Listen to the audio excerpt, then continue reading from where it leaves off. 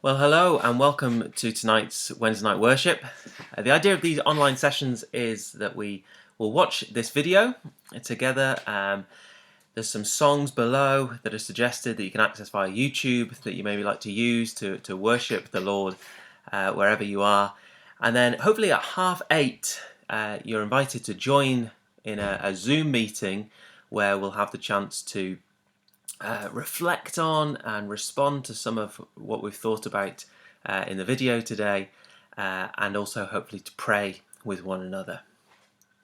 If you've not seen the introductory video to the new series that we're starting, then I'd encourage you to find that on Facebook or on our website. It gives a little bit of an introduction to the book that we're going to be looking at, which is the book of Ecclesiastes. It gives a bit of an explanation as to why I think Ecclesiastes might be a helpful book for us to look at and to study at the moment. Also gives a little bit of a health warning, because as I mentioned in that video, the topics and the things that Ecclesiastes covers are quite hard hitting and sometimes hard to hear. So this book is not for the faint-hearted, but I do think that if we take on board its message, it will be helpful for us, particularly in light of this current pandemic that we're facing. And today's session, we're looking at the first 11 verses of the book of Ecclesiastes. So if you've got your Bibles there, then do open them with me to the book of Ecclesiastes, and we're going to be reading from chapter 1, verses 1 to 11. So let me read that for us now. The words of the teacher, son of David, king of Jerusalem. Vapor, vapor, says the teacher. Vapor of vapors. Everything is vapor. What do people gain from all their labours at which they toil under the sun?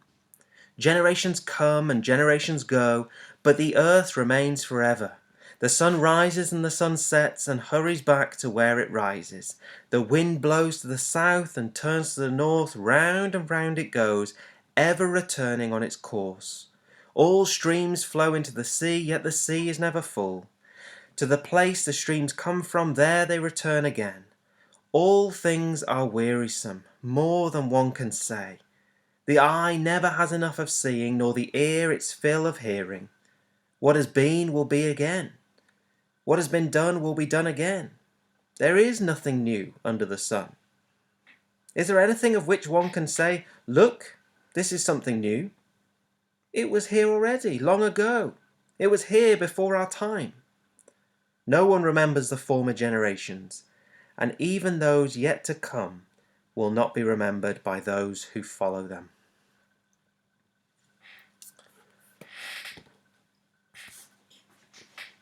Well, what is the point? What is the point? That, I think, is a question that inevitably all of us will ask at some stage and want to get an answer to. And indeed, it might be a question that you are finding yourself faced with just at the moment. In light of this current pandemic, as our diaries have been wiped clean, perhaps as our usual routines have gone out the window, as our workload looks very, very different, as our hobbies are perhaps restricted, then a lot of the things that we tended to find our purpose, our meaning, our maybe identity in, have been taken out of our lives.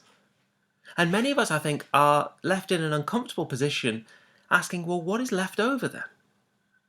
What then is the point of my life? Where can I find meaning and purpose in my life in these very strange days that we're living in at the moment? And that answer, what is the point, is a crucial one for us to have as humans, I think.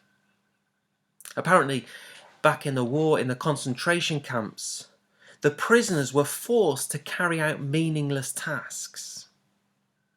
They were to move huge piles of rocks from one end of the courtyard to another, then to just move them back again, and then back again.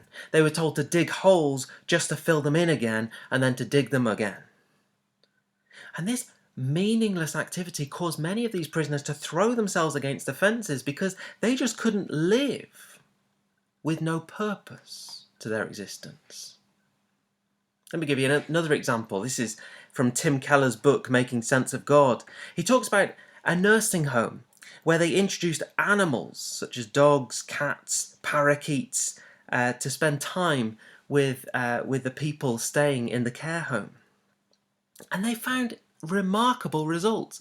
People who didn't speak started speaking. People who didn't move started asking to take the dogs for walks.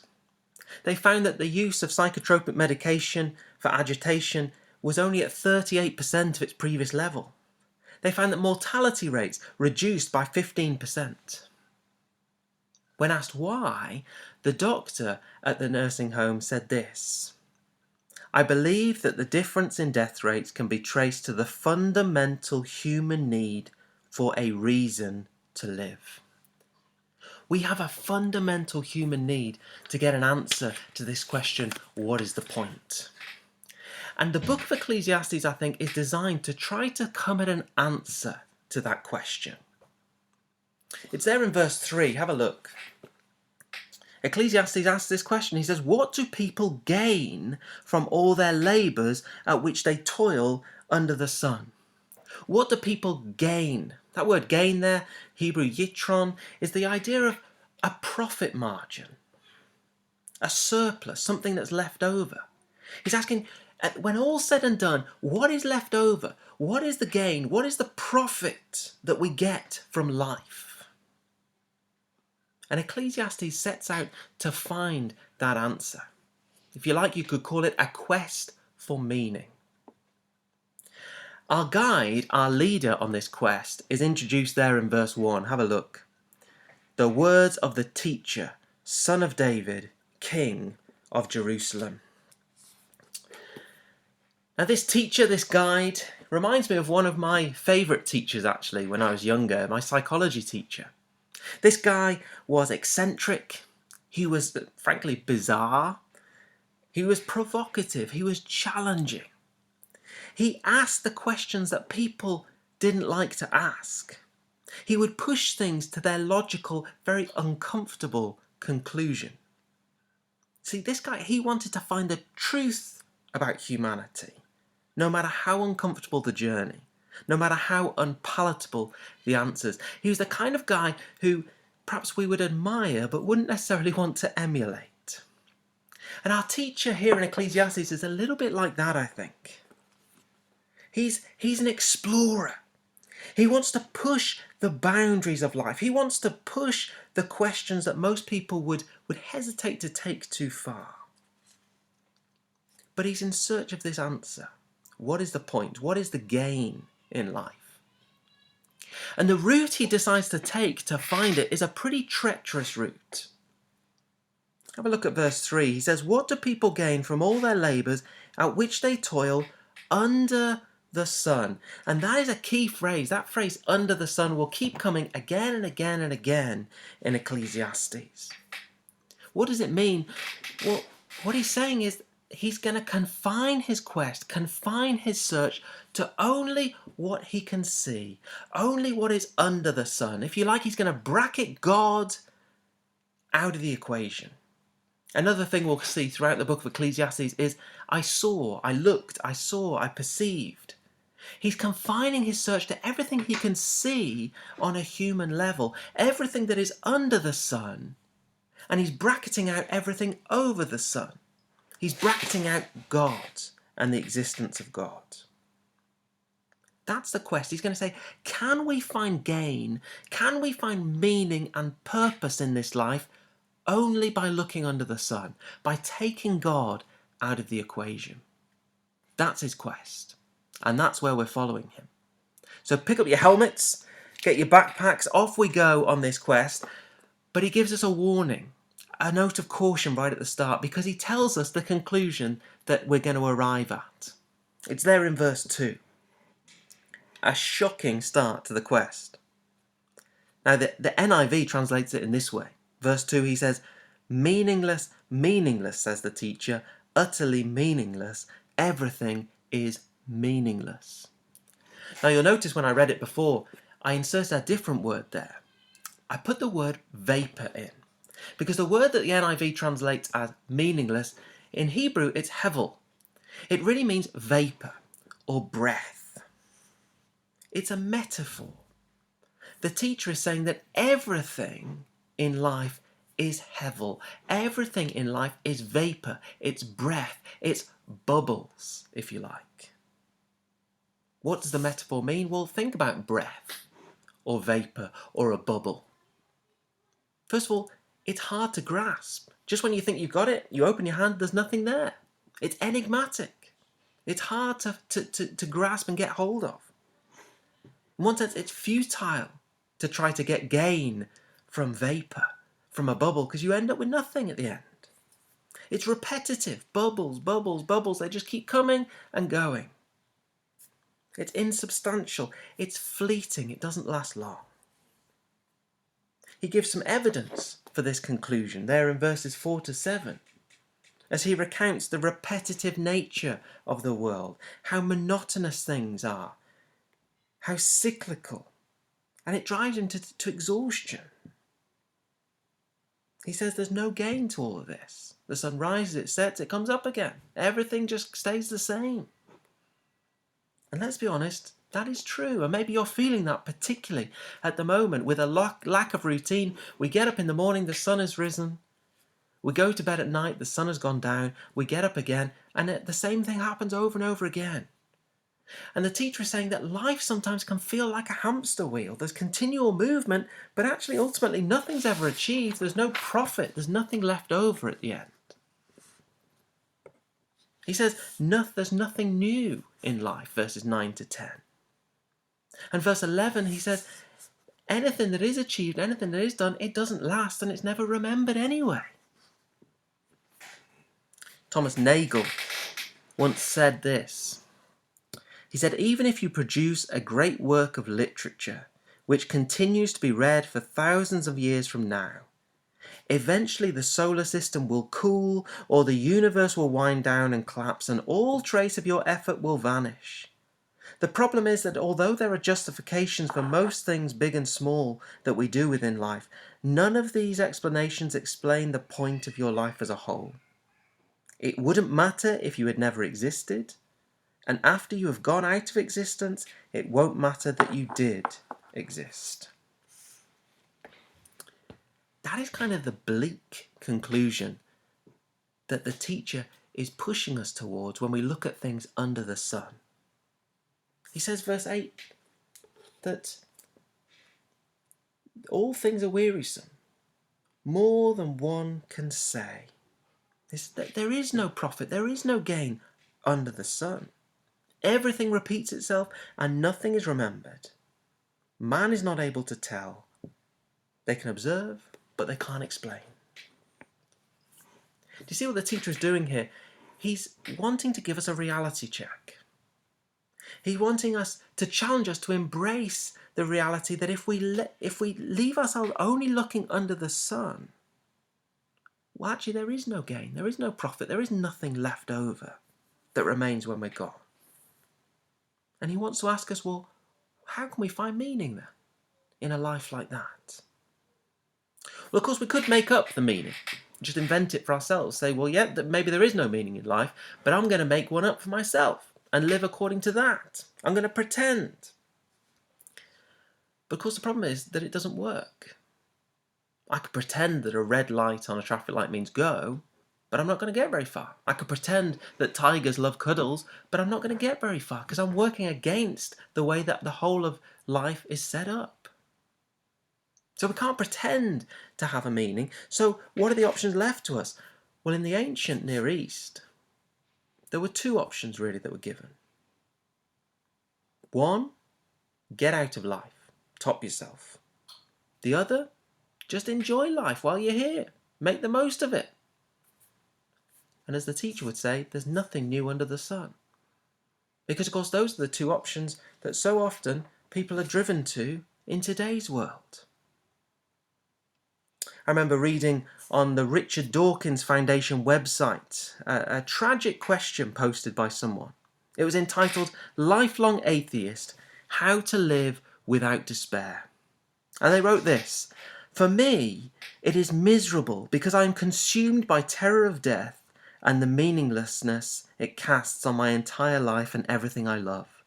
I'm wondering how other atheists find a way to move forward during the time we must.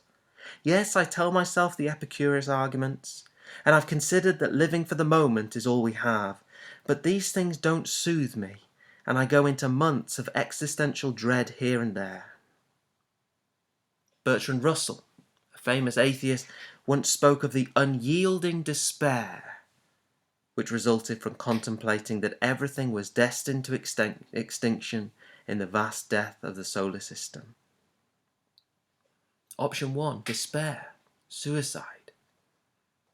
Or option 2, hedonism, just enjoy yourself, distract yourself to death. The Supreme Court Justice Oliver Wendell Holmes Jr. once admitted to a friend that when he thought out the implications of his materialistic, secular, under-the-sun view of the world, he said there's no reason for attributing to man a significance different in kind from that which belongs to a baboon or a grain of sand. But then fascinatingly, he confessed that when he starts thinking like this, it's time to go downstairs and play solitaire. Those are the two choices for an under-the-sun perspective, suicide or solitaire. Do you see what the teacher has done here? The teacher has taken us to the very brink, to the precipice of an under-the-sun perspective. And he said, if you're going to try and find meaning and purpose in your life, if you're going to find gain in your life, and you're going to bracket God out of the equation and only look under the sun, take a look over the edge, and that's what it leads to. Suicide or solitaire, or just make-believe. But if we carry on throughout the book of Ecclesiastes, we will see that he shows us actually a better way forward. He will encourage us to open the box and include God in the equation. He will encourage us to look over the sun, not only under the sun. He says that is the way that we can make sense of this world. That is the way that we can find meaning in a world that ultimately is vapor. My Old Testament teacher once put it like this.